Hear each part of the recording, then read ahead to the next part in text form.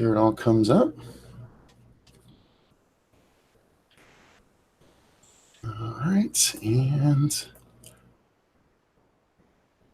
check. Okay. Check. Perfect. Beautiful. We are there.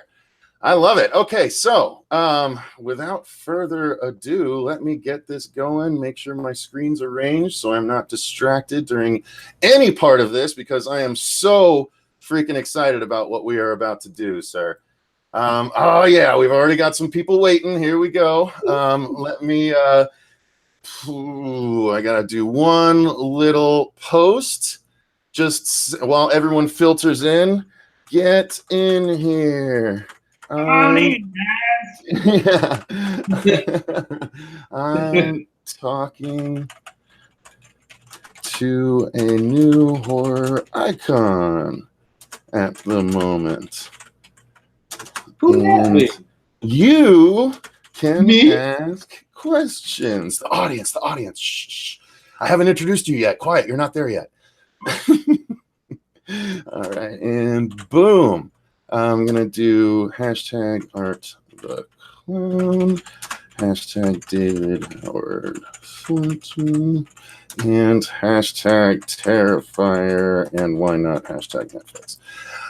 So we got that going.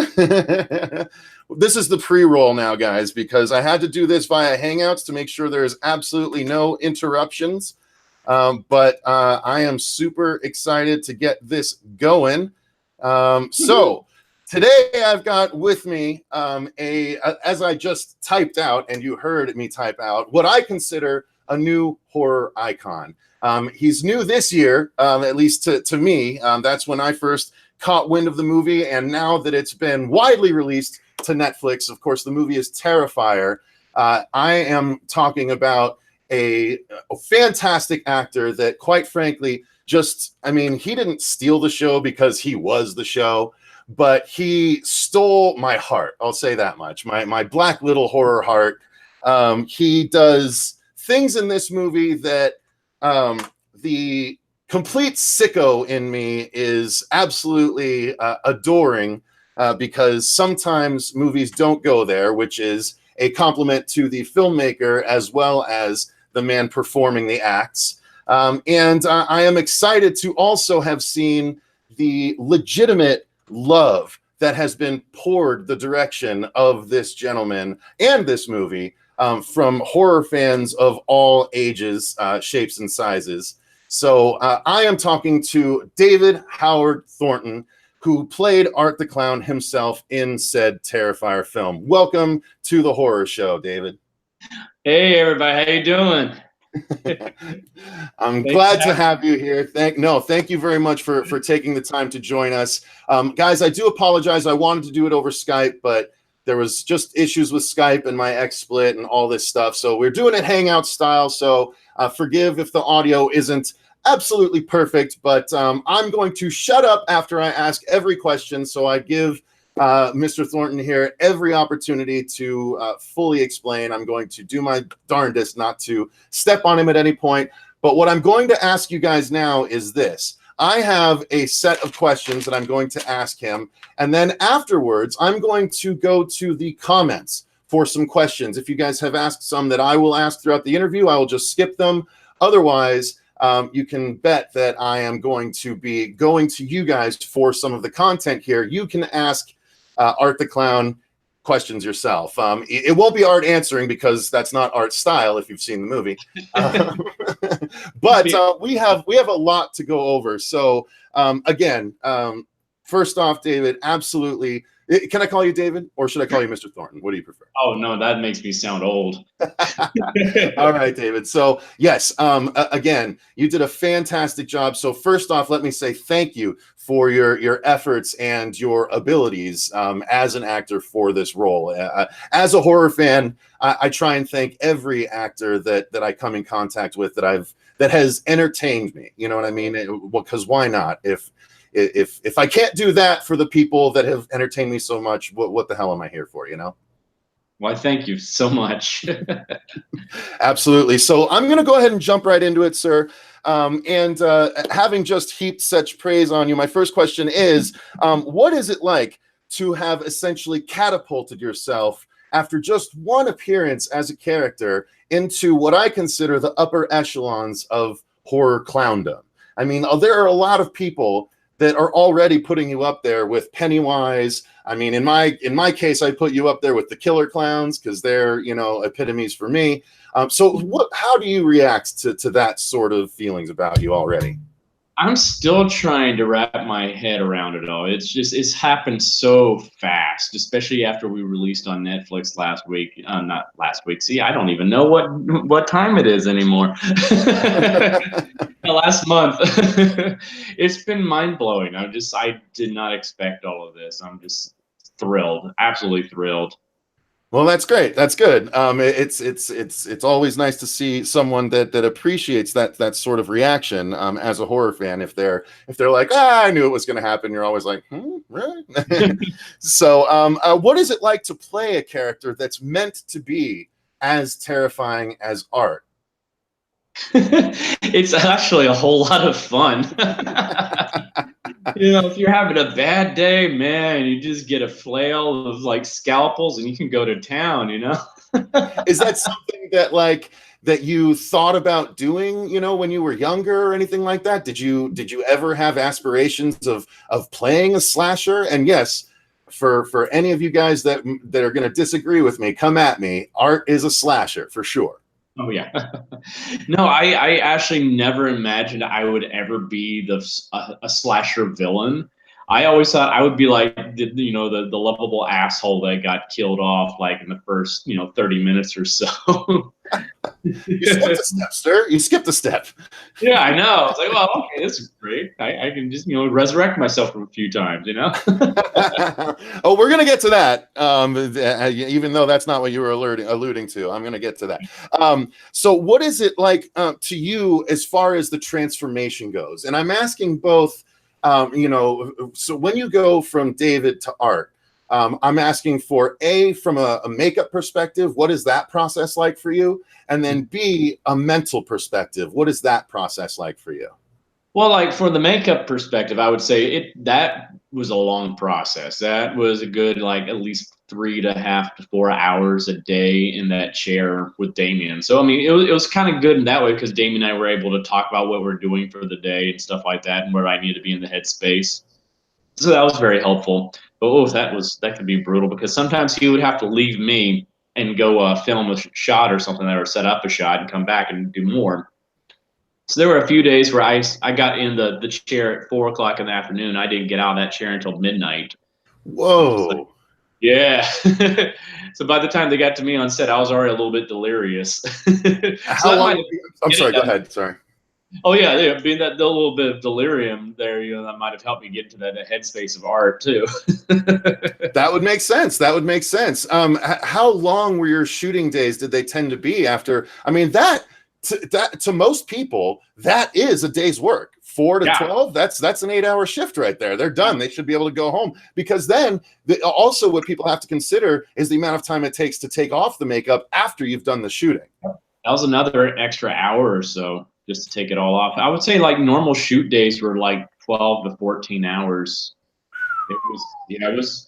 I mean, I would sometimes, well, probably even more than that. I mean, I'll get there at 4 o'clock, and sometimes we would wrap on set as soon as the sun came up because we're always fighting the sun. So sometimes that would be like 6 o'clock, 7 o'clock in the morning. Then I had to take off all the makeup and then the whole, ride back to the cabin or the hotel or something like that to go crash for a few hours to come back to set the next day.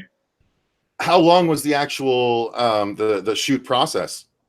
Well, originally we were supposed to go for just like I think about 6 weeks, but we had a few, setbacks as you do with low budget indie films.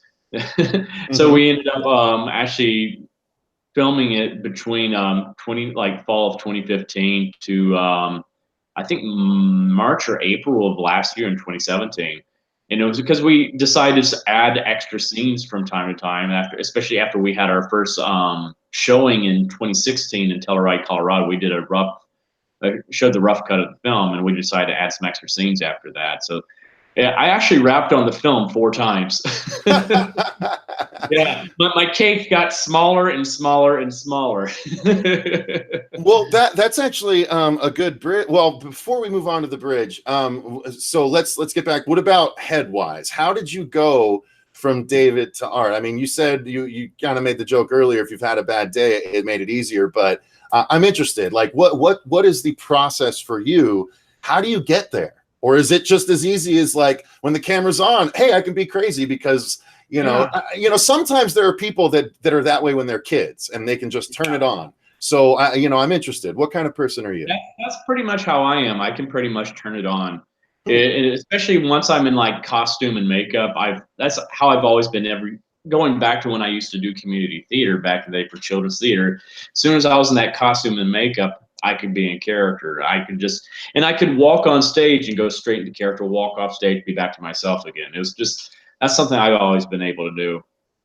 Yeah, I kind of got a little bit of that impression because I did watch. I opted to purchase the Blu-ray when it became available. So I didn't wait for this Netflix bullshit. Too.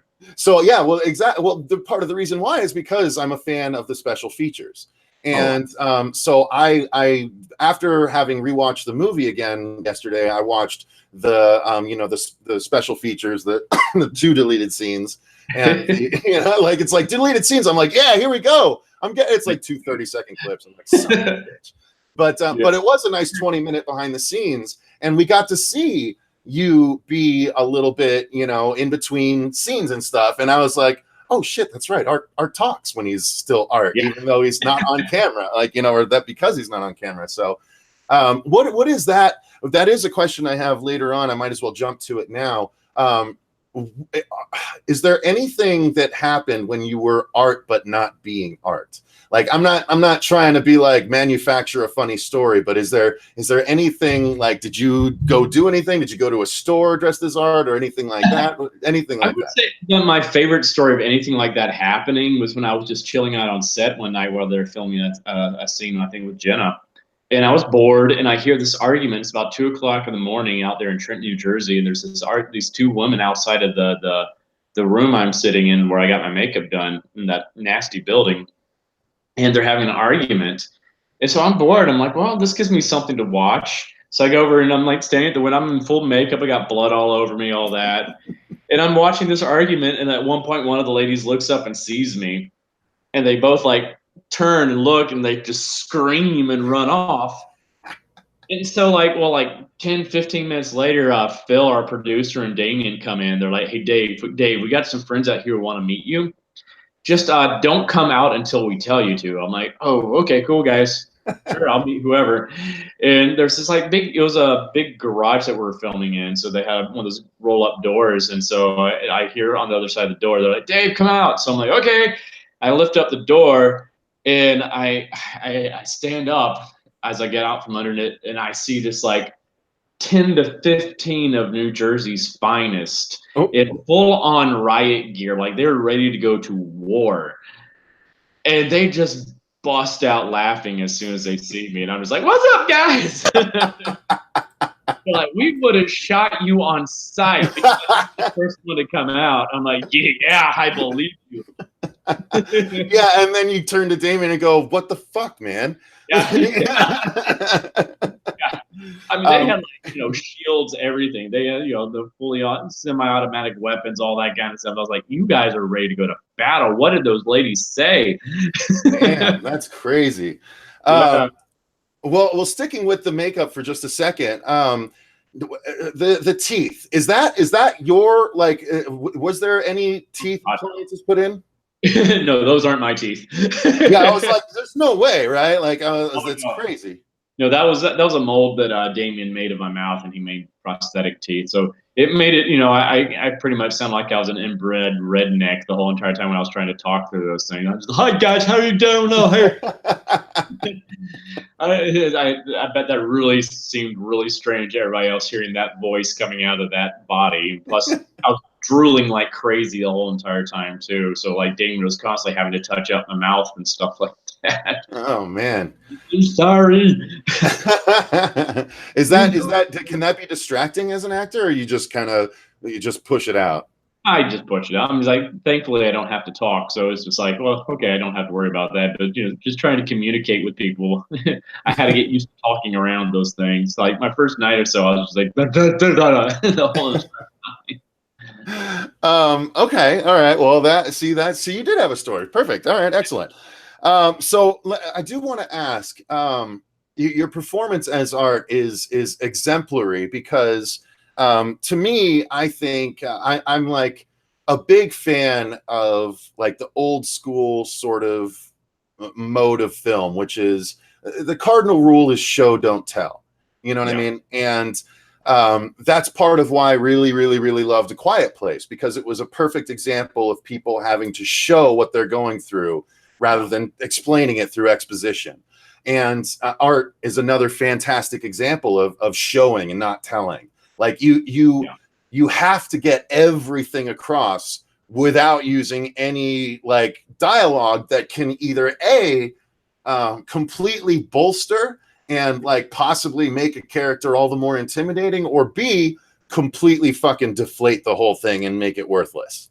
So, I mean, did you take that do you take that as a challenge, or were you excited about that? Like, what was your first thought when you found out that Art was going to be silent?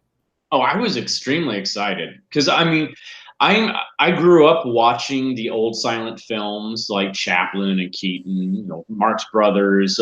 Huge fan of Mr. Bean, especially back when I was younger. And I remember watching Mr. Bean when I was a teenager, and that's what I really started getting me into doing physical comedy. And I had always wanted to play a character like that who barely spoke or made any sounds or anything like that, was just extremely mischievous and was just everything he did dealt with physicality and just clowning around with people. And I'm like, oh, I would love to play a character like that one day. So it was like, yeah, when I came across this Art, I was like, yeah, I have to play this. That's a fun challenge. I got to take that challenge. Well, that's perfect, and that's a great segue, because what I'm wondering now is, as a filmmaker, or I guess a wannabe filmmaker, whatever. I've made a few short films, nothing to write home about. But what I'm wondering is how much of Art was actually on the script page versus how much did you sort of bring to it along the way.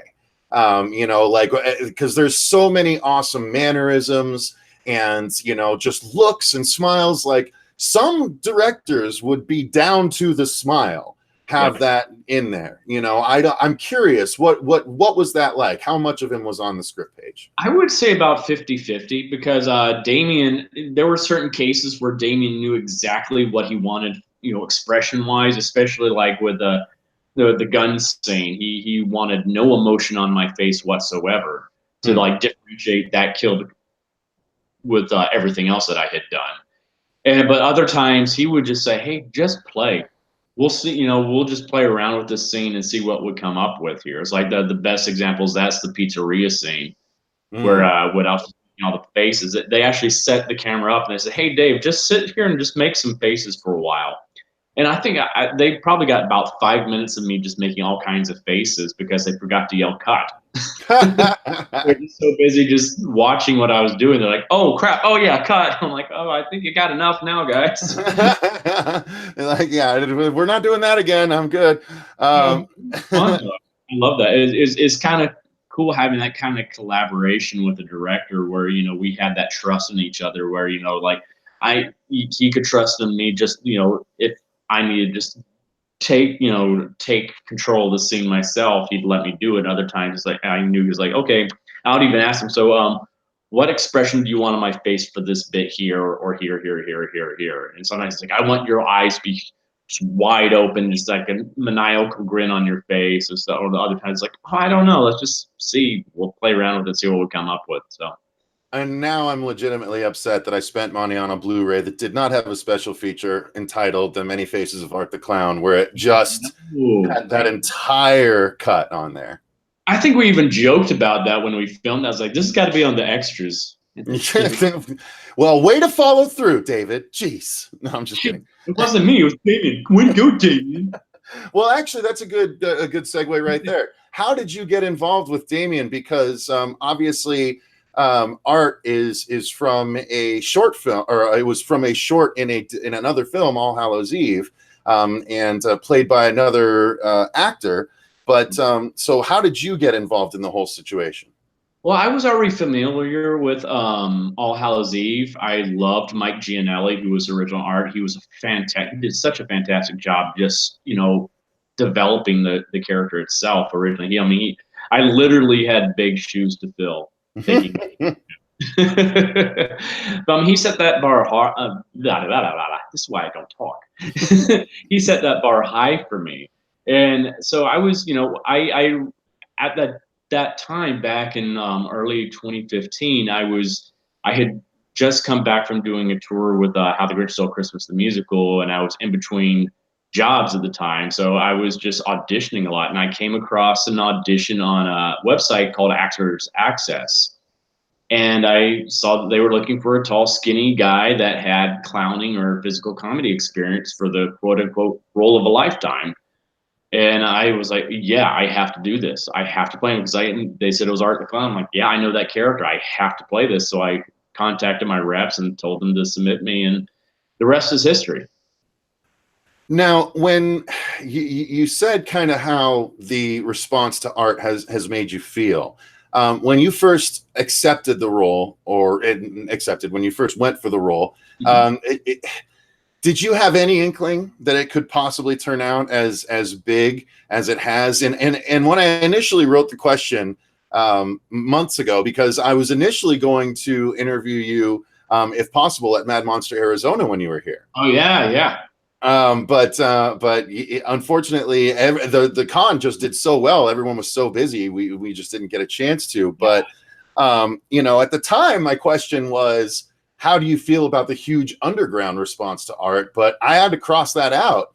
I don't think it's any longer underground. I think it's mainstream horror response to Art. Is there on any earth, did you have any sort of idea that it could be that big?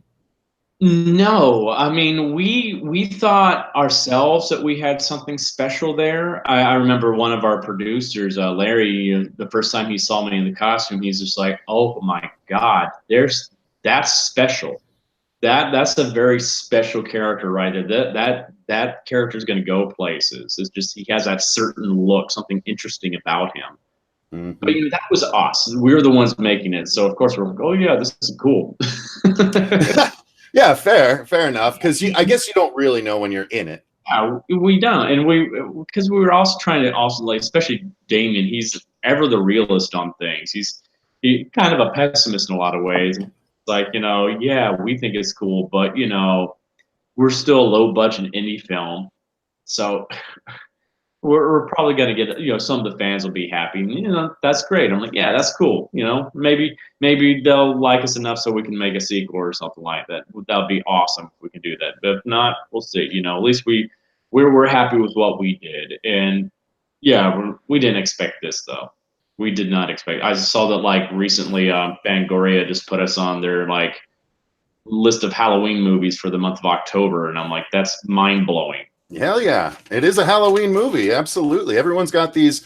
I've seen a plethora of 31 Days of Halloween things, and it's like we're getting to the point where you can we're probably there where you can fill it with actual Halloween things, and Terrifier is definitely up there with me, or with the rest of them. With the Trick or Treat, I put Trick or Treat up there. I put Halloween up there, I love Trick or Treat. Yeah, amazing stuff. Now, taking the last question a bit of a step further, what about those fans that are so incredibly attached to it, like a friend of the show who came to Mad Monster and actually was nice enough to allow me to join him for his overall Jason experience. When he was there, I'm talking about Brad Thornton, resident killer flickster. Yes. And you know him, obviously. I love he's going to love the fact that you're like, oh, yes. Yeah, of course. He's probably my cousin for all we know. We've talked about that. We're probably related. It's just like, okay, cool. So you're related to Bob Ross also then? Because clearly. Oh, Billy Bob. Yeah, Billy Bob.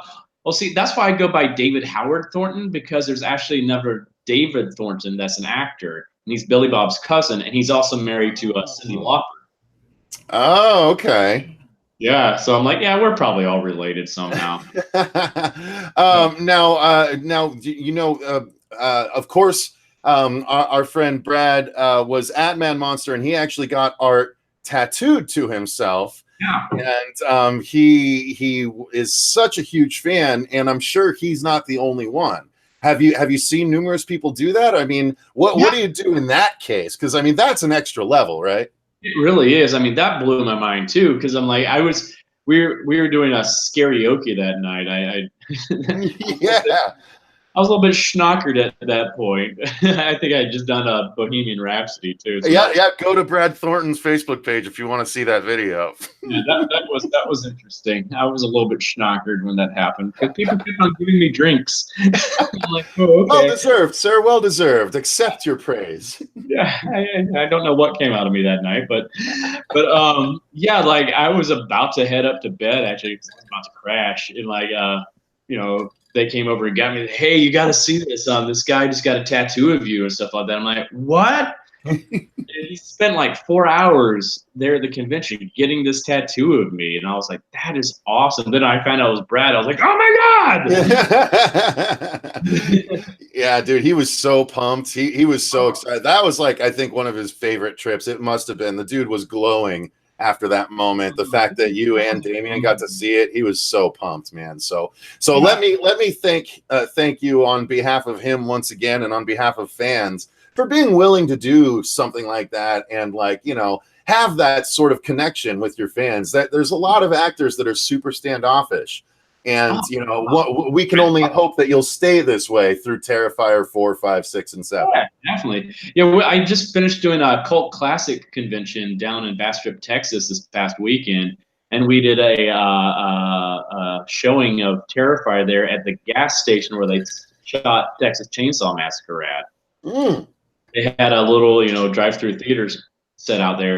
So I kind of treated it like a little episode of MST3K for a bit. You know, just, you know, making jokes as art, is like what art was thinking at the time and stuff like that. Or I just throw little bits of trivia. And it was so much fun just being able to like sit there and just interact like that with the fans and just be part of the group. It was awesome. I see. We love seeing stuff like that. Another part of the Killer Flicks group. By the way, guys, if you don't know, Killer Flicks is an awesome Facebook group. David's a part of it. Damien Maffei, who is the lead stranger in The Strangers Pray at Night. He's on there and active, and he seems the same way. Yeah, exactly. And a shout out to Andrew Becker for his vlogging of the pool showing of The Strangers Pray at Night. Play at Night. Hey, that works too. And Damien seems really cool and personable in that video, and so you seem the same way. Well, we horror fans love guys like you that obviously love the genre and love the fans back. So again, thank you for that. Thank you. I mean, I appreciate you guys. It's just like you are the ones that have like made Terrifier so successful anyway. It's not because we've gotten mainstream press coverage where we've been paying millions of dollars for all this attention. This has all come because fans have just gone out and said they saw the movie and they told their friends, and it's just snowballed like crazy. So that's why I'm so appreciative. That's why I love going to these conventions, so I can meet everybody and just kind of thank them in my own way. That's awesome, man. It really is awesome. Now. I hope I've buttered you up enough, because I'm about to veer into, slightly contentious territory, possibly. So here's the thing. Terrifier now being widely available on Netflix means you're going to get a wider range of reviews. And you are now getting a more vocal section of the audience that, and here we go. Before you possibly put up those shields, what I will say that I've seen is universally the thing that's been liked about the movie is art. That is one thing that everyone seems to be able to agree on. So you can relax. You don't have to put up any kind of yes, exactly. Let it go. There you go. But there are a lot of people out there, and I'm not saying a majority. I'm just saying there are enough people that I've noticed that have said art's great, gore's great, but the story isn't there for me. What do you say to those people? How do you handle that sort of criticism. Well, how I look at that is they might not be getting exactly what we were trying to accomplish with the film. We knew, all of us knew that going into it. Yeah, there's very light story, there's very light character development and all that. It's like, yeah, that was done on purpose because it's an homage to the older slasher films of the 70s and 80s that were light on the plot and light on the character development and heavy on the gore and heavy on the action and heavy on just having fun with it. And that's what we were doing. We even like shot with a red camera, but we downgraded our visuals to give it more of the grindhouse look. That's what we were going for there. It was our love letter to the genre. And we have little Easter eggs throughout, the little just like, oh, there's a little bit of Freddy Krueger there. There's a little bit of Jason. There's a little bit of Mike Myers. There's a little bit of, whatever else in there. It's like, that's how I look. And I think the people that are saying those things don't necessarily get what we were going for. We weren't trying to be Get Out or Hereditary or anything. We knew what we were, and we were wearing it on our sleeve the whole entire time. I quite honestly, I love that response because I am here's the thing. There's a lot of people out there.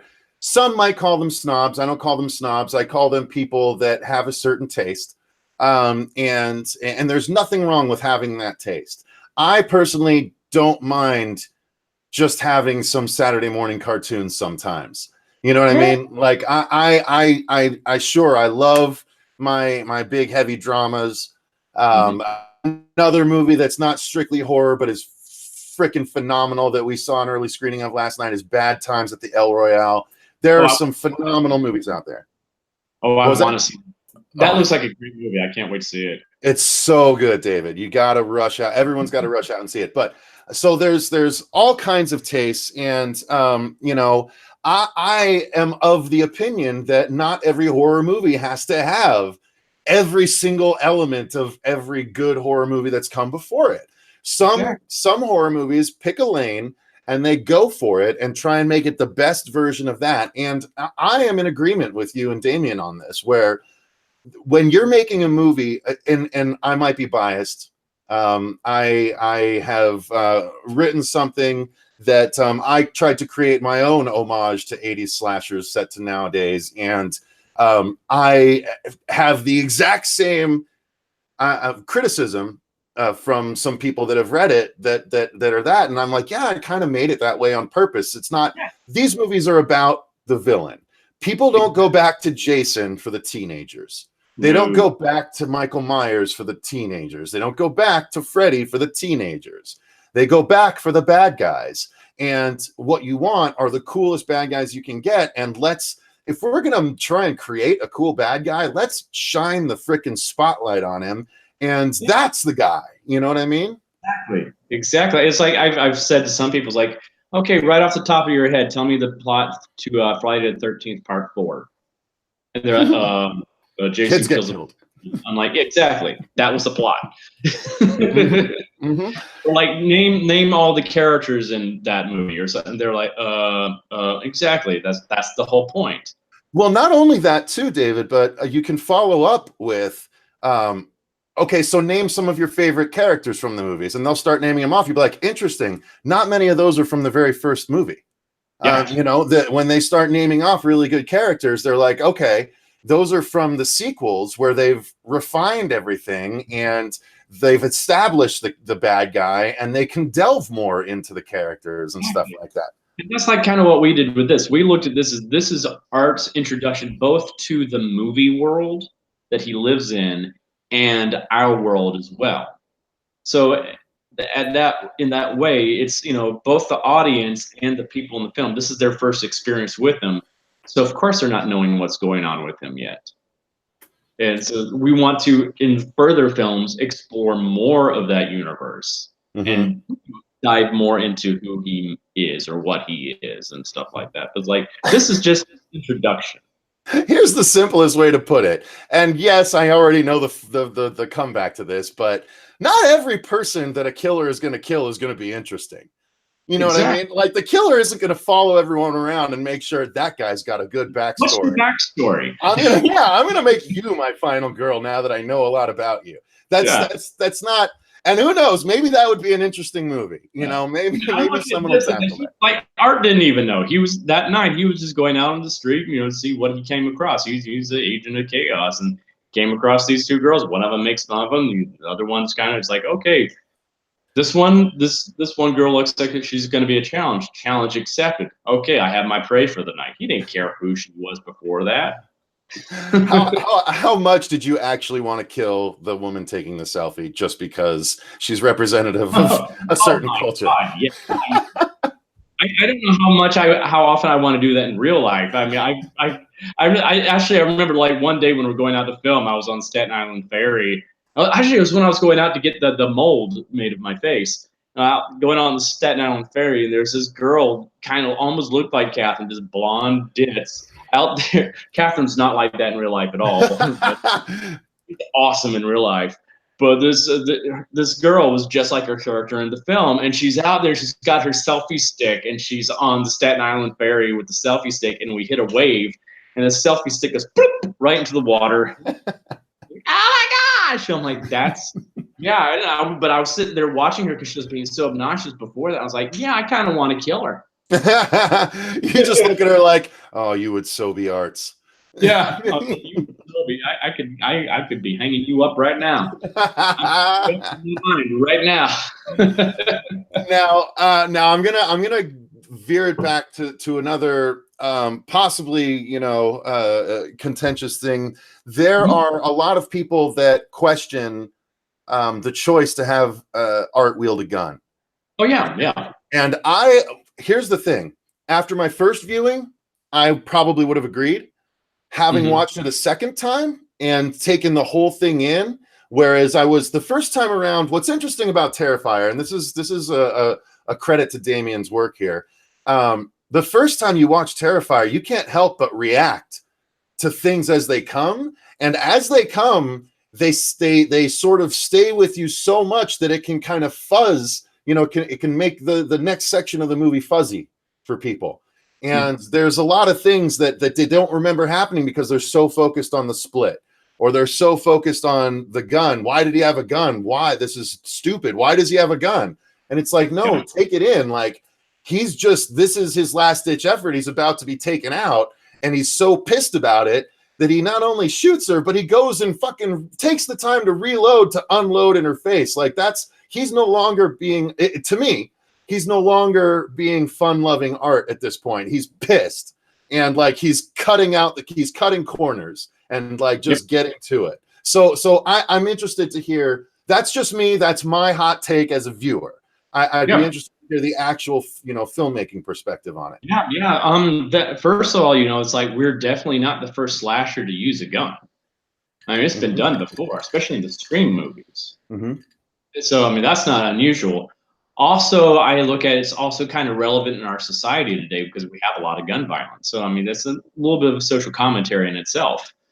But the real reason he uses that gun is Art plays to win no matter what. At that point, he had none of his other bags of tricks with him. His knife, he had just been disarmed. That gun is his contingency plan. He was backed up to a corner and he had to use his last resort. So that's why he pulled out the gun. He always has a plan Z. He's like 5 steps ahead of everybody else. And so, yeah, that's why he used that gun. But also, I like to always point out to people that in that scene, when he's killing anybody else in this film, he's having a blast. He's having fun killing people. He loves to kill people. But he didn't want to have to do that to her. He was disappointed and mad, like you said. And I kind of look at it this way. He saw her as a challenge. He wanted to not kill her necessarily, but he wanted to mentally break her. That's why he had her tied up and was, you know, messing with her with all of his toys down there before he even like revealed her friend hanging upside down and cut her in half. He was trying, because he could already tell from the get-go when he saw her out there when he first sees her, that she's a very strong-willed woman. He was sizing her up in that diner. And that's what he wanted to do. I'm like, I'm going to break this girl. I am going to mentally break her. And at that point, he realized he could not break her. This was like, he just can't break her. And it pissed him off. He he had foiled she basically had beaten him. He's like, well, fuck this.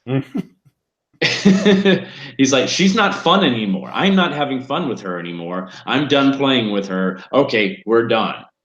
Yeah, and when you look at it through that lens, I think it honestly just sort of adds a level to his character where it's not just, she doesn't just become another person that gets away one more time and he eventually catches up and slashes. Like there's something different about it. And that's up when he gets that message from her sister sees that message on the phone. It's like, okay, well, the night's not lost. Yeah. And that's what he does. So the rest of the film is him trying to break her sister. It's like, well, if I can't break her, I'm going to break her sister. And he does. You see that at the very beginning of the film, actually. Yes, without realizing it. Yes. Yeah. And so actually that leads me to my next question, which I guess the best way to ask this is, let's talk about Mrs. Art. This scene was a scene that completely affected me the first time I watched it, and yet I think it affected me so much that I had blanked it out until I saw it again this time around. And I was like, oh my God, that's right.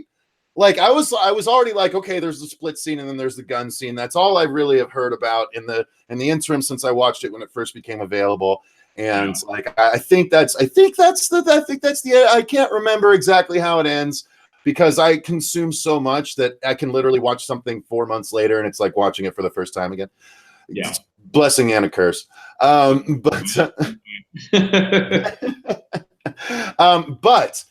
the scene is incredible, and it is obviously it's a fake out scene that leads to something that is, to me, on the level of the Ring girl coming out of the TV, or the stuttering movements of any sort of creep-tastic icon out there. The Ring girl is the only thing popping into my head. I had another one a second ago, but just the girl from Mama, the antagonist of Mama, fucking half of the characters that Doug Jones plays.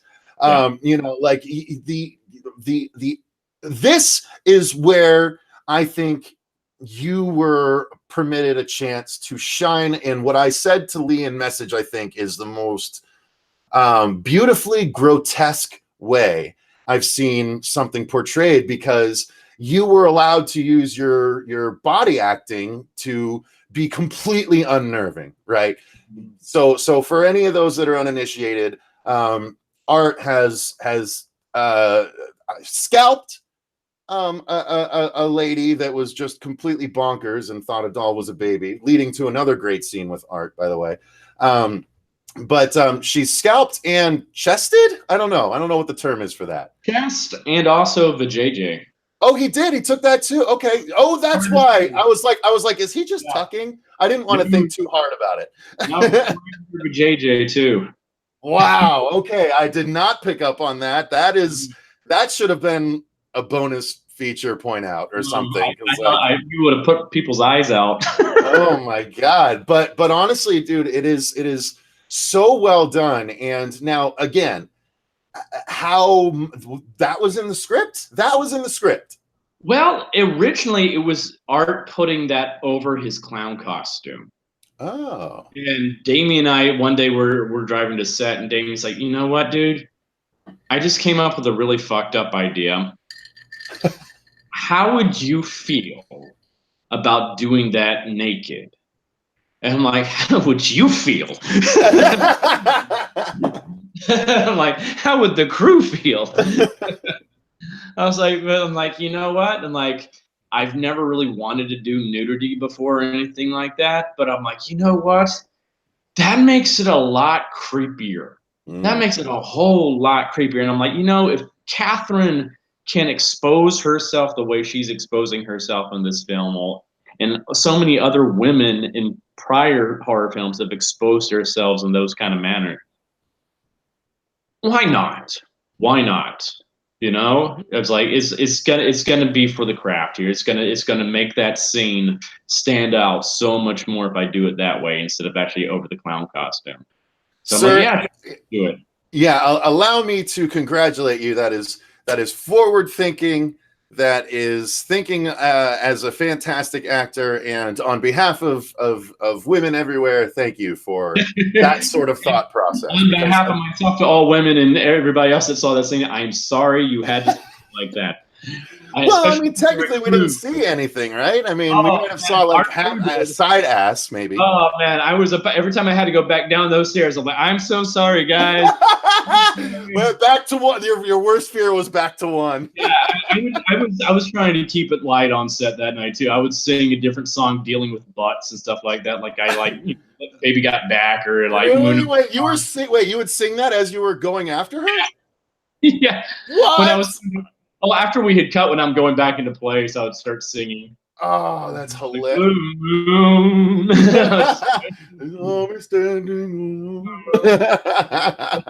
That's hilarious. Yeah, I was like, I have to. It was so funny because like the next day, we actually ended up not shooting the next day for a minor setback that we had. So we ended up like just like the crew and I camping out that night and like cooking out on the campfire and stuff like that. And at the very beginning of that, where I'm just looking at the guys. I'm like, so how do you guys sleep last night? What happened? Weird, huh? What happened when you finally saw those dailies? Did you guys watch the dailies pretty rapidly? Oh yeah. I was like, oh my god. I was like, that's creepy as anything. I was like, oh god, yeah. And we actually filmed two versions of that scene too. This is one of those cases where Damien just let me play. We filmed the version you saw, and we had another version where I had the baby doll with me, and I came Really? out. Oh. Yeah, I first had the baby doll. I was having the baby doll suckle on my teats while I was coming. Oh. Yeah, and then I had the baby doll be the one that was showing me where Victoria was hiding. I was doing a lot of puppetry with the baby doll that way. That's kind of cool. Yeah. I need to talk to Damien about his Blu-ray putting together situation. Yeah. Because I am unhappy at this point. Yeah, because they're both really creepy in their own way. It was just like because that baby doll was so creepy looking too. It was just like, oh man, that's awesome though. That is, yeah. Brad Thornton, who is watching, he said we need a special edition. Yeah, he commented earlier. He's like, "Oh my god, I'm famous." Now let me ask you, as an insider, as Art himself, what are your thoughts on the kills? Do you have a favorite? Oh boy. I mean, of course, there's the infamous, split in half scene. I mean, yeah, that's awesome. But I mean, I think one of my favorite kills is one of the big Easter eggs in the film. It deals with the decapitation scene because that's something we added in later on. Well, which one? There's the decapitation with the exterminator. Okay, towards the end. Okay. Yeah, because we added that after we did our thing at Telluride, and like one of our backers was like, "I want one more kill in this," and so Damien wrote that. And what's so cool about that scene is the actor playing him and our two cops. They're part of this film company called Fuzz on the Lens Film. And they are the guys that started the original scary clown thing out in Staten Island. Mike was the Staten Island clown that would just stand out there in public and just creep people out. Wow. It was kind of cool that I'm actually killing the Staten Island clown there. That is neat. That is a cool Easter egg for sure. That was a fun scene to do too. I was so worried about messing up, tearing off the head too, because that was the only shot I had at doing that. I was like, oh man, don't mess this up. Don't mess this up. But I think that's probably one of the bloodiest kills we had in the film too. It was one of the bloodiest decapitation scenes I've ever seen in a film too. Oh, absolutely. It's like just making his head into the Pez dispenser. I was like, Did you ever get unnerved when performing anything? No, I mean, it's weird. I kind of got desensitized to all that kind of stuff. And like my first night on film, that's probably what was so funny about this because I grew up doing comedy, so I'm not used to doing a lot of combat and stuff like that. And the only comedy like on the combat I'm used to doing is like slapstick. So like it's my first night. It was the scene where I'm supposed to be attacking Jenna's character in the garage, Tara, where I'm stabbing her in the leg with a scalpel, and then I get up on top of her and start trying to like strangle her and gouge her eyes out. And I was so afraid of hurting her. And Jenna has a huge, like a long line of like, experience in stunt work. So she knows what she's doing, but I was still so afraid of hurting her. And so I was constantly like, they're like, Dave, go ahead and put your fingers on her, like her eyeballs. I'm like, I don't want to hurt her. It's okay. It's okay. It gives me something to work with. I'm like, oh, okay. But you let me know. You let me know if I'm hurting you or anything. Like she's like, gives me stuff. I'm like, I know, but I don't want. So it had to been so weird, like seeing me with all that, all that on my hilarious face. To think about. I'm like, are you okay? Are you okay? But like by the end of the whole experience, I was like, so what am I doing to Samantha here? Okay, and so I'm grabbing her by her hair and like dragging her back and stuff like that. It's like, okay, ready to go, Sam? She's like, yeah, ready. Let's do it. Now forgive me, but now I want to see a movie about Bart the clown who accidentally kills people and is like, "Are you okay? Are you okay?" Oh my god! Oh, that hurt. I am sorry. Oh god, you'll be okay. You'll be okay. You're not gonna have a party, are you? Sorry. Sorry, don't get refunds. Okay, all right. If I ever get to be around where you are, we will make a Bart the Clown short film, whether you want to or not. I will kidnap you, and it will happen. That would be fun. That would be hilarious. Okay, so a couple of last questions regarding art, and then I have a couple of other questions for you, and then we're gonna go to the viewers. So guys, get your questions ready for David here. So. This question, though, is at the end of Terrifier, we obviously see that there is something supernatural going on with art. And I, for one, am dying to know what. I mean, he literally blows his brains out. There's electric, lights coming on and off, and then boom, art is back. So what the hell is the deal? I'm sure you can't tell us, but can you tell us, and this dovetails into the other question, can you tell us if this is something that will be explored in the future, and will there be a future Terrifier, continuation? Oh, yes. Yeah, I definitely can't tell you exactly what's going on there. I know. I wouldn't want you to, but. If you've watched All Hallows Eve and maybe Ninth Circle, you might have more of an idea what's going on. Are you really the smiley character? Like, is he really like a smiley demon? That'd be fucking dope. No. Oh shit! No. Oh my god! If you're like, because I just rewatched that before the interview too. I don't really think I wouldn't say he's a smiley demon or anything like that, but there's a way we're going with this, and there's definitely a supernatural element to the character, and that's what we want to explore more in this. I like to think of this as art's origin. What you're seeing happen here is like when he went to shoot himself, I don't think he realized what was going to happen when he shot himself. He thought he was just like, you're not taking me down, I'm going out on my own terms. And all of a sudden now he wakes up in this morgue and it's like, so that's where we want to go forward from here. It's like, okay, explore what's going on now with him. That's an interesting dimension. I would not have pegged that. I would have thought that he did that because he knew he would come back. Yeah. And that's his way of out of these situations. That's awesome to know. Yeah. He's just that much of an asshole. He's that's cool. Yeah, all right. Yeah. That's hey guys, that's shit you can spread around. Art didn't know he was supernatural until this movie. Like that's really cool. Or did he? Okay, fair enough. You might not have known. All right. Be cagey, David, whatever.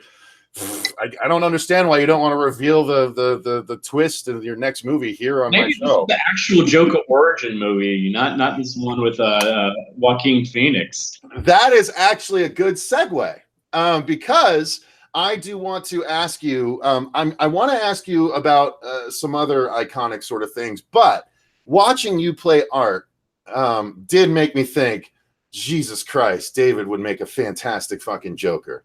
Not in the obviously the Joaquin Phoenix origin one-off situation, but oh my God, you could be such a. Have you thought about that, or did you like see yourself as Art and be like, I could really pull a badass Joker off? Funny you say that. I actually do play the Joker on a web series called Nightwing Escalation. It's in its 3rd season right now. Oh shit! Okay. I'm gonna write that down. Yeah. I'm only in like a few episodes so far, but we're still filming. It's all fan made, so it is what it is. But we're a bunch of comic book geeks that just got together and wanted to make our own Batman story, so that's what we did. So, but yeah, like Joker is my all-time favorite villain of all time ever in the history of everything. So I'm like, that's always been my ultimate dream role, is to play him somehow on the big screen, or at least on a TV show. And my thing is, I've always, because I love the character so much. And as many great performances I've seen of him, especially by Nicholson and Ledger, they have not been true to what I think is the comic book version of the character. Hamill, though. Yeah, Hamill is.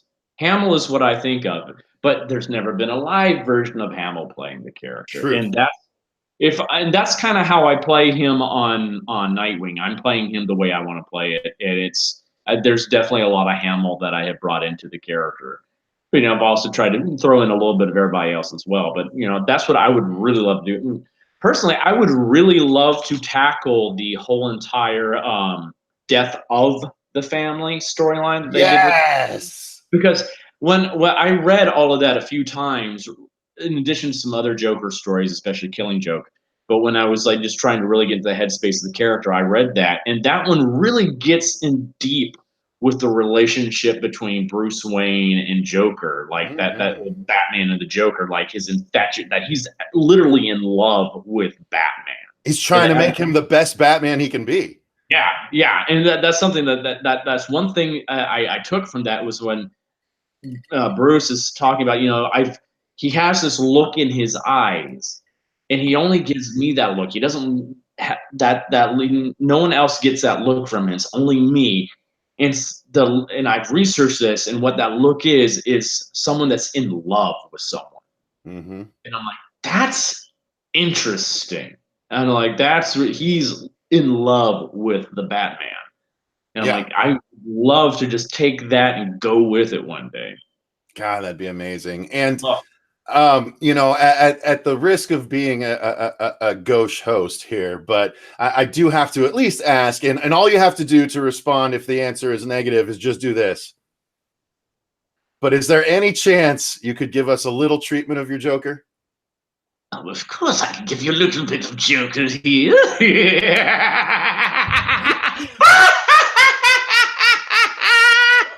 Oh my fucking God. The show's over. I'm done. That's it. I can't do anymore. There's no getting better than that. That's it. Delusional dark night. Oh my God. That was amazing, dude. Wow. Okay. All right. I love the character. Just like, it's a lifelong obsession I've had with him. Oh, that is fantastic. And thank you for being willing to do that, because my God, now I am absolutely guaranteed to seek out the damn Nightwing series, because now just get a hold of these like people like Warner Brothers or the CW, since they're doing Batwoman. I'm like, I would love to be on there. Oh, hell yeah. That'd be great, actually, because the success of Supergirl now, they're leaning all towards the female heroes. Yeah, because the DC shows, the CW shows are so good. I love them. They're great. They're fantastic. And yeah, you would be a great addition to that. But although that would preclude you from being in the sort of movie they've made that clear, at least this far. Would you rather be a TV Joker, or would you rather, like, let's say some unfortunate accident happened upon Jared Leto and the Joker role in let's say it's not the same Joker, a different Joker, because you don't want to play the punk. Anyway, oh, good God. God, I hated that Joker. Anyway, would you rather do a TV Joker, or would you rather and here's a sad thing that I have to say, would you rather gamble on a DC movie Joker? Yeah, I've actually thought about that a lot, and I think as much fun as it would be playing him on the big screen, I would rather do it on a TV show, because I would have more opportunities to play the character and go further with the character and storylines. with a TV, I mean, with the film, you only have like 1 or 2 films, and that's it. But like with a TV show, you can have seasons where you can really just get in there deep with the character and explore it, and that's what I would love to do with him. Just really. It sounds so. I mean, you're fantastic in just the tiny bit I heard, and knowing your physicality from art. I mean, it's just a natural extension for you to do the theatricality of the Joker, you know, that kind of stuff. Of course, it comes to me easily. It's so awesome. So I love it, man. And I oh God. So hashtag. What do you want to be? DHT as the Joker? What should we hashtag here? DHT. God, how can we do this? DHT as CW Joker. I don't know. Okay, DHT CW Joker. You want to just do that? Something like that, maybe. Okay. All right. Let's whatever it is, I'll drop it in the description box. For right now, let's do hashtag DHT CW Joker. Yeah. Or Joker CW. Let's separate it. Let's do DHT Joker CW. Yeah. Yeah. That way, it doesn't seem like it's a 5-letter acronym or whatever we're going with. So that makes sense. That makes perfect sense. You know, I know like Lily Reinhardt from Riverdale is apparently a fan of Terrifier, so you know maybe she can talk to people at CW for me. That would be awesome. DHT Joker CW. All right, I'm putting it in the comments there. All right. So now. You know, you'd be silly not to try and use art as a sort of stepping stone. Yes, obviously you're going to develop it as your own series, but you're going to, I'm sure, be approached. If you haven't already, I'm sure you have been approached already for some other stuff. But if you could, what other horror icon would you want to have a crack at? And if you know, this is a really strange one, probably to a lot of people, but I cut my teeth for years doing musical theater. And I would absolutely love to do a stage version, a musical of Nightmare Before Christmas as Jackson. I would absolutely love to play that role. And like, I do not understand why that has not been made into a Broadway musical yet. You know, Julie Taymor, you should direct it. I will be your Jack. That would be great, dude. You'd be an awesome Jack Skellington. I mean, there's so much you could do visually with that on stage with some really cool puppeteering, and it would just be so cool. And it has a built-in audience already, and I don't know why they have not done that. That, and also what I would love to do is not really necessarily a horror villain, but it's more of a comic book character that, you know, is to reboot The Mask. Yes! Do it because Deadpool showed that you could do this, but do it as original Dark Horse Comics did it, with the blood and guts and the violence and the just absolute balls-to-wall mayhem. I would love to do that version of The Mask. You would only be one of a number of wearers if they did it that way. Exactly. Which is okay, and that's what makes that's what was so cool about it. You still get 3 or 4 movies per wearer, realistically. Yeah. That's fucking great, dude. It was like, yeah, that's a great one. Can I pitch you something? Sure. So obviously, I think it's an easy jump to say you'd be a great Freddy. But I think personally, I think Nightmare on Elm Street is primed for a stage adaptation, because if you think about it, every dream is a different scene, is a different setup.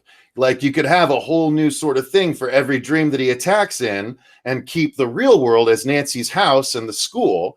And you know, Freddy comes on and does his thing. Like, there you could do some really cool, you know, every kid, you know, sings about whatever shit they're going through as a teenager. And then I always thought that would make it for a really cool stage presentation. Yeah.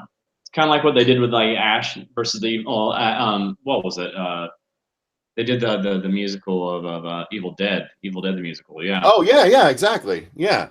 I never saw it, obviously. I'm not cultured enough, but I heard it's hilarious. So okay, cool. So good, but you definitely had some surprising answers there. So okay, now let's see. Do you have any other specific horror influences? Did you like any particular horror icons when you were growing up or anything like that? Oh, of course. Of course, the biggest one that really influenced a lot for me was, of course, Robert Englund's Freddy. I mean, it's like you can't beat that. I kind of consider like Art is like the bastard child of Freddy Krueger and Harpo Marx. I'm just like, yeah, it's That like makes sense. yeah, I kind of consider him to be Art's dad in a lot of ways. Of course, non canon wise, but Sure, sure. yeah. But of course, I mean, I grew up. That's something I actually did not get into horror until my senior year of high school. So I was a little bit late to the game because my mom was terrified of horror films, so we just never had them in our house. And she was like, "Ah," and so that kind of affected me for a while until like my friends dragged me to see Scream 2. And then I was like, "Oh, this is fun. Why is my mom so afraid of this stuff? This is awesome." So yeah, I mean, I love like the originals though, like Texas Chainsaw Massacre, Friday the 13th, Halloween, of course, you know, Child's Play. I mean, especially Child's Play and Freddy, because I love comedy anyway. I love comedy, and I think both Chucky and Freddy are so charismatic in that Hmm. way.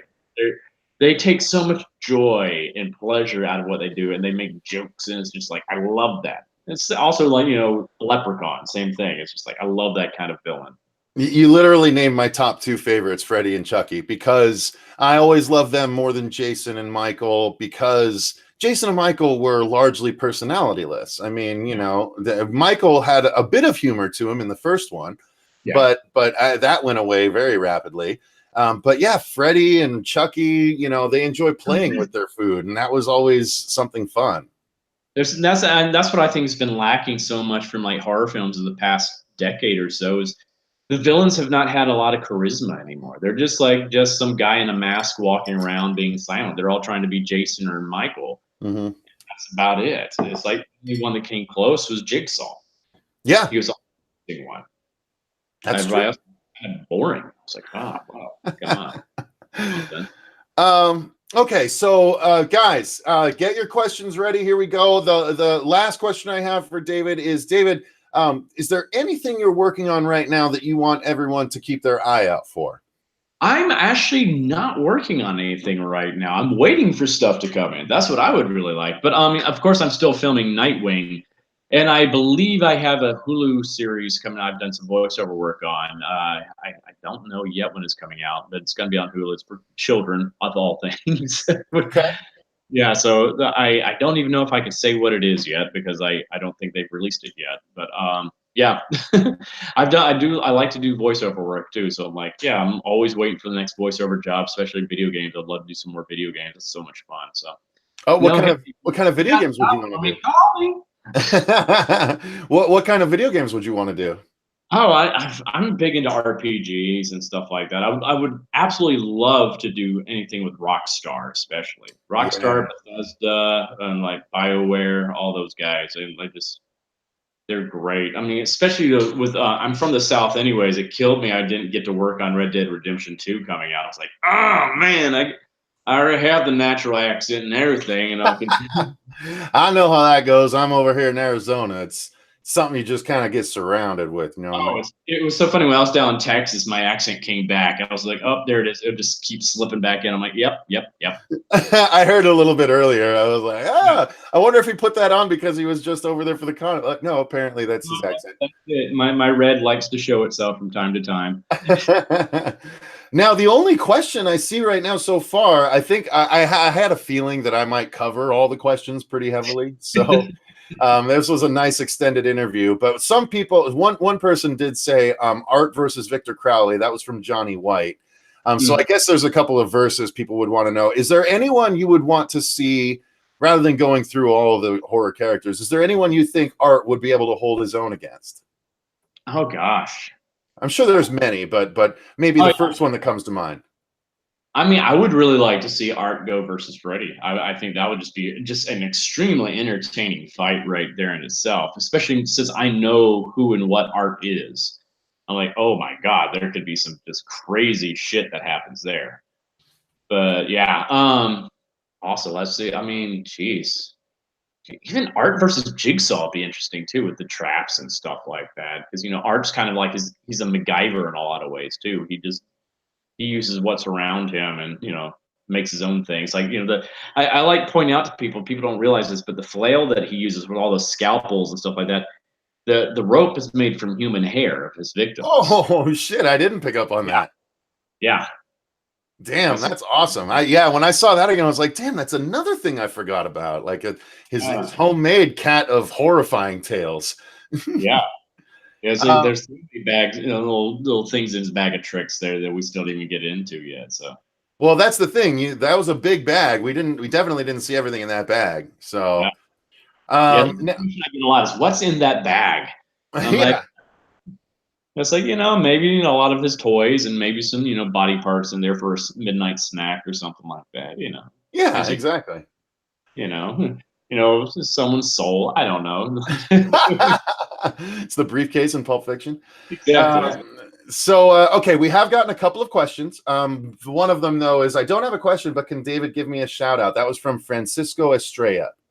Hey, Francisco, how you doing, man? Beautiful. Wow, look at how accommodating. This is a fan's man right here.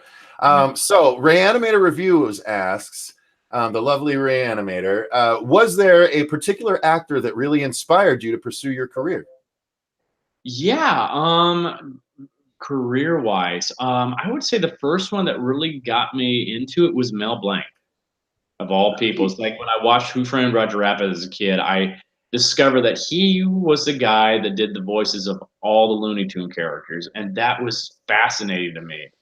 And that's how I got started on how to mimic voices myself. I was like, I want to learn how to do that. So now I do like over 200 some odd voices.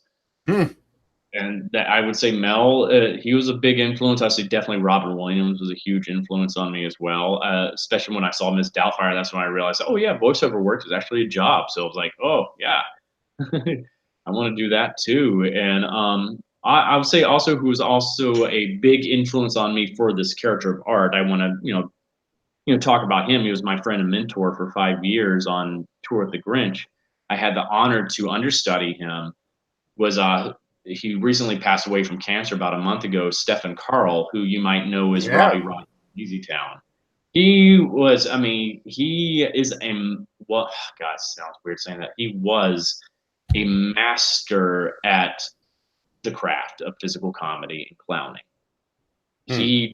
He had a mastery of his body, and I had always done physical comedy growing up, in especially with like doing children's theater because kids are big into the physical and not the verbal. But I had never been able to study under an actor that actually had perfected that craft until I met Stefan. And he was able to take me under his wing and just really help me fine tune my skills. And there would be several times where I was on set and I was like, okay, well, how am I going to approach this here? And I would just have those what would Stefan do moments. And so yeah, I would say like Stefan was huge. I consider him to be my Socrates of comedy.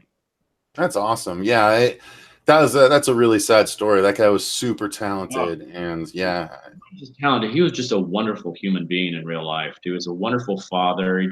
He treated everybody so well. You saw that in all the towns that we went to. He would do 12 shows a week and do all these interviews, and he was just running himself ragged, but he did it because he loved it and he loved interacting with people. He would sometimes do 4 shows in a day, and then he would be at the stage door after every show just to meet the children coming to see the show, just to sign autographs. And that spoke volumes about his character. And I think he was had a good impact on me as also how to treat fans and stuff like that. So he always was very appreciative of those that supported his work. it's funny. He also almost comes off as like a recent generation's Mr. Rogers to an extent, Yeah. to a lot of that, for a lot of those reasons. Such a wonderful man. That was just such a huge loss to the world right there.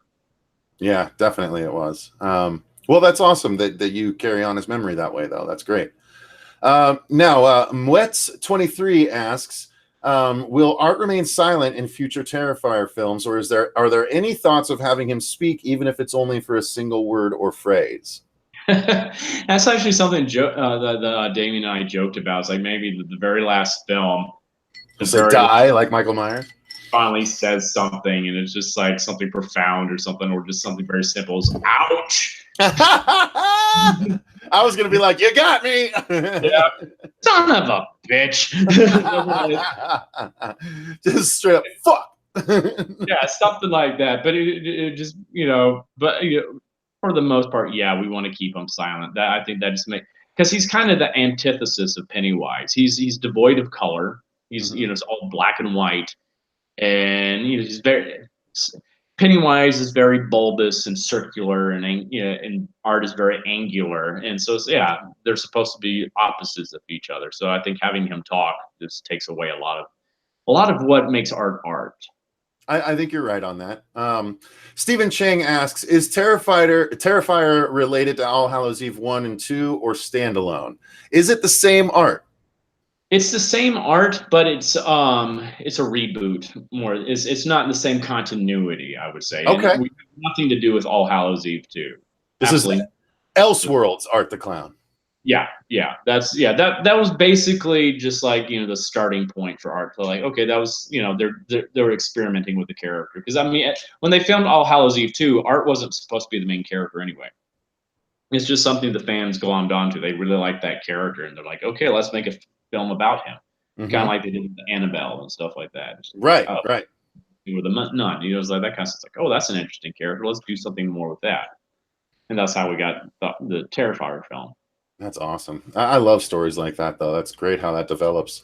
I mean, maybe we'll figure out how to tie that into All Hallows Eve, but they stand apart from each other, right? It might not be something out of the realm of possibility, where it seems like if art is this unknowingly supernatural thing, maybe art is the Bond of horror bad guys, where a new art pops up and whenever the old art goes down. So maybe that was the last art, and we never saw. We could have that actor come back at some point down the line for a little short, where it's like a Doctor Who transformation, right? Where he dies and then it pops up and it's you.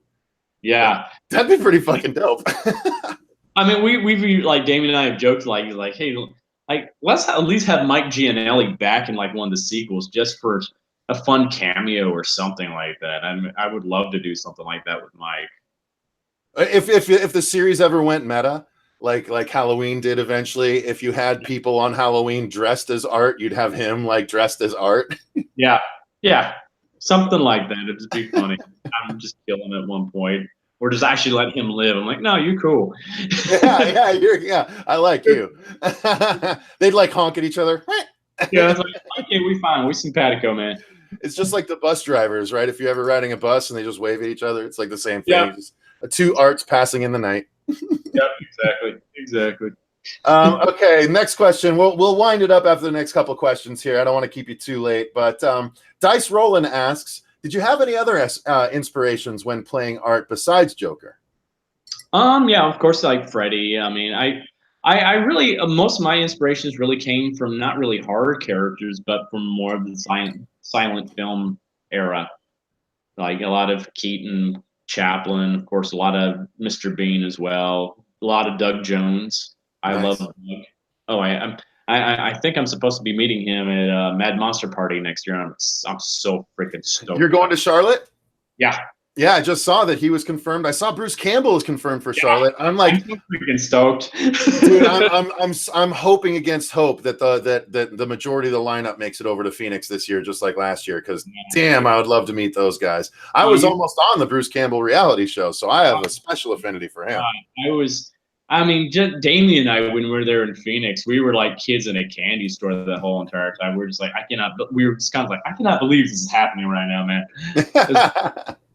Because like we had like dinner one night with Tyler May, just sat down and had dinner with him, and I was like, this is awesome.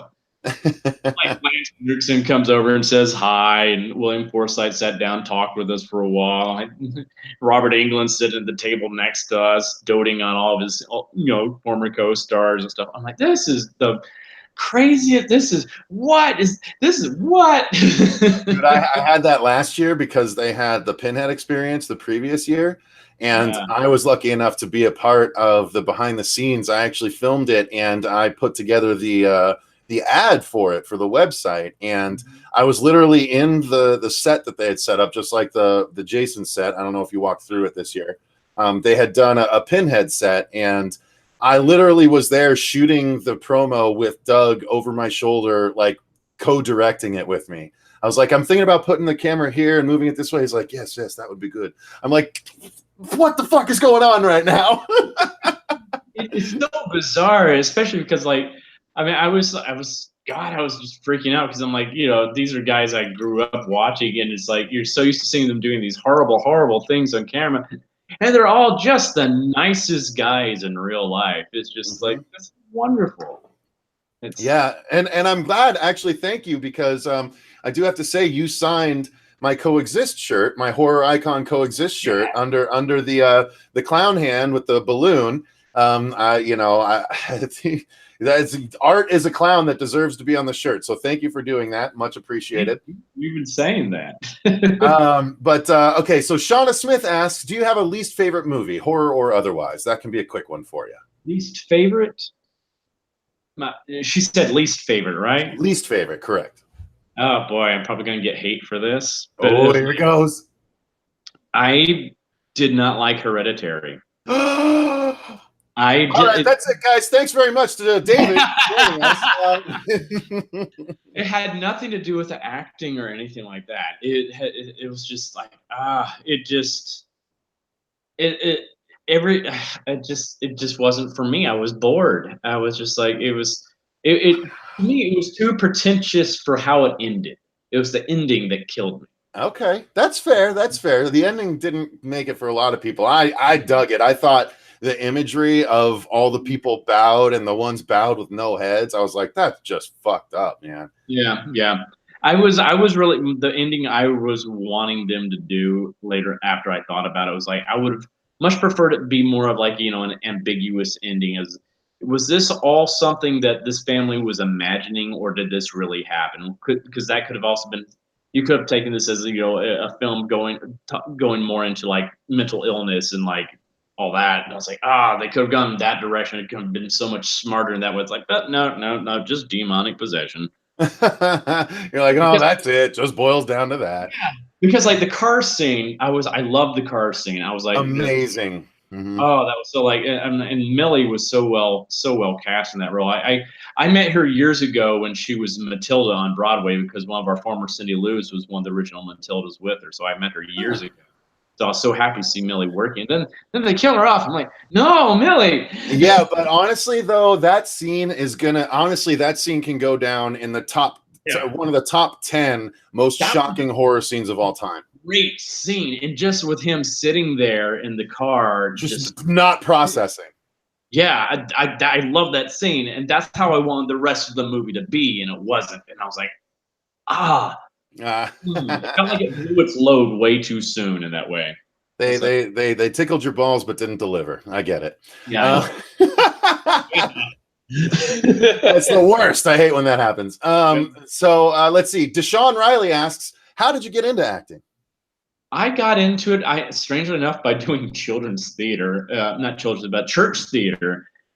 Growing up in Huntsville, Alabama, like my parents are very involved in doing the church theater, and so that's how I cut my teeth. But I got more involved in doing theater in my middle school years because I was a very shy kid. I was bullied a lot because I was a short little nerd with glasses, braces, and a high-pitched voice because I was a late bloomer, easy target, sucked at sports in Alabama, which you know is, oh boy. And I was always like goofing off at home and cracking jokes, and and my mom was like, has anybody ever seen this side of you at school? I'm like, no one wants to see that side of me. No one will let me show them that side of me. They all pick on me and stuff like that. I can't be me. And she's like, well, why don't you just start auditioning for some community theater here and see if that will help you, build you some confidence and stuff like that. And, and that's what I started doing. It took me a few times and I finally got cast, and I discovered that joy of, having people laugh with me instead of at me. And that's when everything changed for me. I was like, this is what I want to do. I love this. I love this.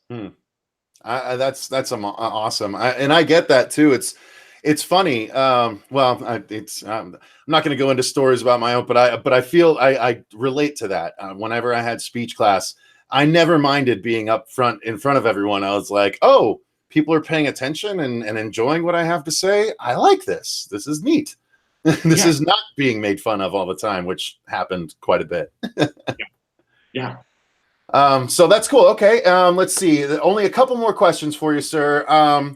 Eddie D asks, are they making Terrifier 2? Yes, you've already addressed that you guys will be doing that. Is there a timetable for that? Not yet per se.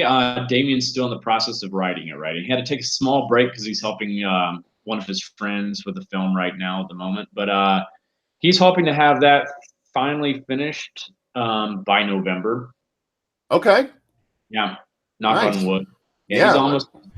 And then I think after that, he's going to start like shopping for investors. So because we want to get, because Terrifier was so low budget. It was so low budget. But you don't think after I mean, Netflix, they don't release their numbers, but they gotta be like a possibility for you guys. Like, hey, you guys did it? You could literally walk into that meeting going, I don't know what the numbers are, but I'm guessing there's enough there that you guys would be interested in investing in a sequel. Yeah. Like, I feel like you guys should be able to do that. Yeah, that's what I'm hoping. I think some people have already approached him. I can't remember exactly who, and I don't think I can say who yet. But Okay. We definitely want to have a bigger budget for the sequel because we have some batshit crazy ideas that that's the one thing we're so worried about. Oh my god, how are we going to surpass some of the things we did in the original? Like, yeah, that split's going to be a tough one, bro. yeah, that and my Buffalo Bill scene. I'm like, how are we going to? Now you got to get naked in every movie. How do you like that? Yeah, but we have some messed up ideas that we've come up with. Like Damien and I will sometimes just come up with something and we'll text each other, hey, I got an idea. And like, oh, that's awesome. But what if we do this? And we do this and this and this and this and this and this. And like, oh, that's been fun for me, just having that kind of like saying the process this time. So I'm like, that's kind of cool. So we definitely want to do more with it, though. We want to explore more of the world just with art and also the world around him. Especially, I want to bring in the Batman to his Joker. I want to bring in that kind of like don't make it just please God, don't make it as simple as like a fucking detective that's been following his trail forever. That shit's been done so many times. Please don't do that. You gotta, at the very least, make it a survivor that he didn't realize was a survivor. Yeah, that's what we're hoping to. Damien's writing all that right now, so I don't know exactly what he's created, but he's got some good ideas there for that. So, yeah, just please God, just beg, hoping against hope it's not the fucking police detective that Art messed with his family, and so he's been tracking him down ever since. We've seen that shit too many times. Oh yeah. I mean, maybe that could be like a side character or something like that. That could be a side character that would get killed in his first scene. Like that would be like, that's the kind of thing like they did in Feast when like the hero busts in the window and he's immediately dispatched by the creature. Like do something like that. But let's get a little creative if we're doing that, because I think that could play very, very well. I think I love the idea of Art having a Batman. That makes perfect fucking sense. But would that also mean that he would have to be kind of a chatty Cathy too? Yeah, not really. Not necessarily. Really. What I mean by that is like someone that is like the yin to his yang. Okay. Oh, that's fair. Okay. So another quiet, but a good quiet. Yeah. Someone that can actually go toe with him. And like, I like that. That's what I would like to see. Someone that makes Art go, oh, fuck. Yeah, absolutely. Yeah, to have to see Art sort of retreat, that would be something new. That would be a new emotion for you to play as Art. I think that would be really cool. Yeah, something that's going to make him go, oh my god. Yeah. Okay. So I might need to rethink that's this. Going to be the second film or the third film or fourth film, but I would eventually like something like that. So very smart. Kind of have like a what? Okay, so 3 left, and then I'm calling it. They can be quick. Do you have any plans for Halloween this year from Francisco Estrella?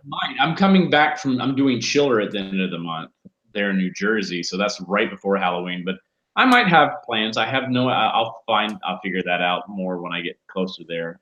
Are you the kind of person that would ever be art for Halloween just to surprise friends? Oh boy, that's a good question. Maybe, maybe.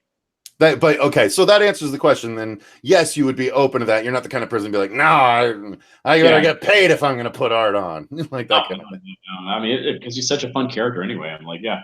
Because I mean, I've done Joker several times. I might do him again this year. I love doing Joker for Halloween because it's just so freeing playing a character like that. Yeah, some Reanimator actually said his cosplay pics as Joker are amazing, so I got to look those up. Darkness Demon 8 asked best horror decade. That's the second to last question. Oh God, 80s. Yeah, absolutely. I mean, there's no question. Some people might say 70s because you have your Exorcists and the origin for a lot of series, but I think it was all refined in the 80s. So. Yeah, I think the 80s is where everything hit its stride, and 90s. It started 90s started to die down a little bit, then it picked up again a little bit with like the slashers with like Scream and I Know What You Did Last Summer and Final Destination, but like I think in the mid aughts, that's when it just kind of went. Yep. I mean, I went to go see Hellfest this weekend. It was actually kind of cool because it was like me and Damien Maffey and Elsie Holt from You're Next. Nice. Three of went with our people there to go see Hellfest. So you have 3 horror villains there, and we're just like we all 3 of us walked out. I was like, God, that was just tame. It was like it really was, right? There was no bite to that movie at all. Like they talk about how this killer is like supposed to be disemboweling people, but you don't see that. You just see a stab in the stomach and a little bit of blood. I mean, yeah, they showed a head get smashed in and an eye get gouged out, but that was it. I was like, man, what happened to the days where you had Drew Barrymore hanging from a tree with her intestines hanging out? Yeah. No, see, Bloodfest, which went to VOD, was actually way more entertaining. It wasn't an exact. People are gonna be like, you can't even compare them. Bullshit. I can compare them. They both took place at a big giant horror fest. But in Bloodfest, at the opening ceremony, the host is basically like, "You guys want to make a horror movie and let's make them scary again?" They're like, "Yeah." He's like, "Okay.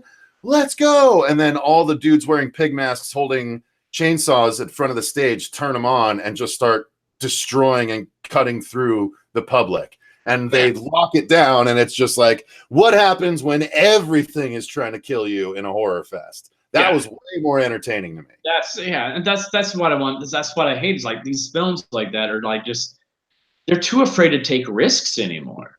Mm-hmm. They're more concerned about putting more butts in the seat instead of actually staying true to the genre and what the fans really want. Mm-hmm. I agree. And that movie was actually written by a friend of the show, or a friend of the show. And he tried to explain some of the reasoning, and I was just like, yeah, okay, would agree to disagree. It's probably had nothing to do with the writers. It's probably everything to do with the bigger studios going, nope, you can't do that, can't do that. Possibly, but he did say some of the choices were on purpose that I disagreed with. So it is what it is, whatever.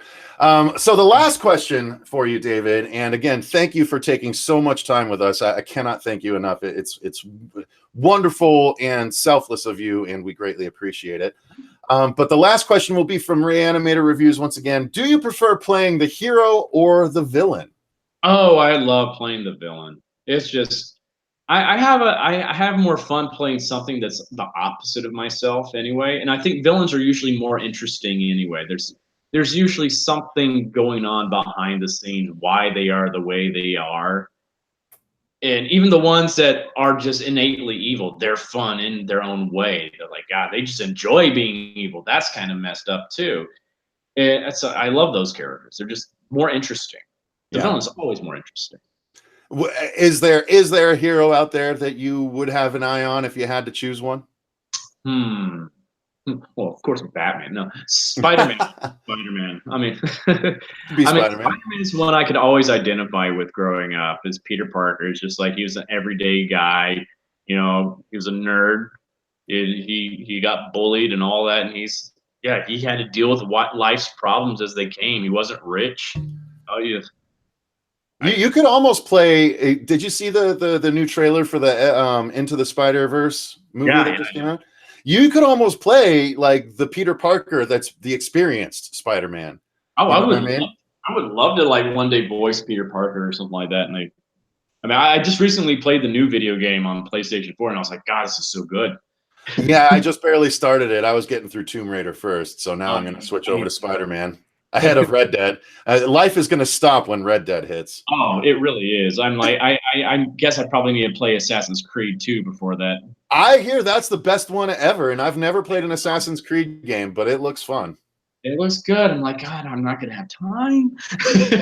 Hey, welcome to Broketober, baby. Yeah, exactly. I love it though. It's the worst problems to have in the world. Absolutely. So, all right, David, I'm going to go ahead and call it there. I'm going to say once again, thank you so much for taking the time to speak with me and answering not only my questions, but the viewer questions as well. I greatly appreciate it, sir. Oh, you're most welcome. You're most welcome. Thank you for having me. Of course. Now, we do end the show with a particular saying. We always say, thank you guys very much. And before I do this, I will say, click the link in the description box for our Patreon, guys. We do have a Patreon where you guys can actually join us for live streams every month. Join us for a Hail to Stephen King live, or you can tell us movies to review, do Let's Plays of, anything like that. So please click that link in the description box. I have to put that in on this one. I'm sure people are going to like this episode with good reason because it's a fantastic guest I had. But, David, we end the episode by always telling everyone to stay scared. And I was wondering if there's any chance you'd be willing to have the Joker tell the audience to stay scared for us. Hello there, boils and ghouls. Joker here, just reminding you to stay scared out there and always go out with a smile.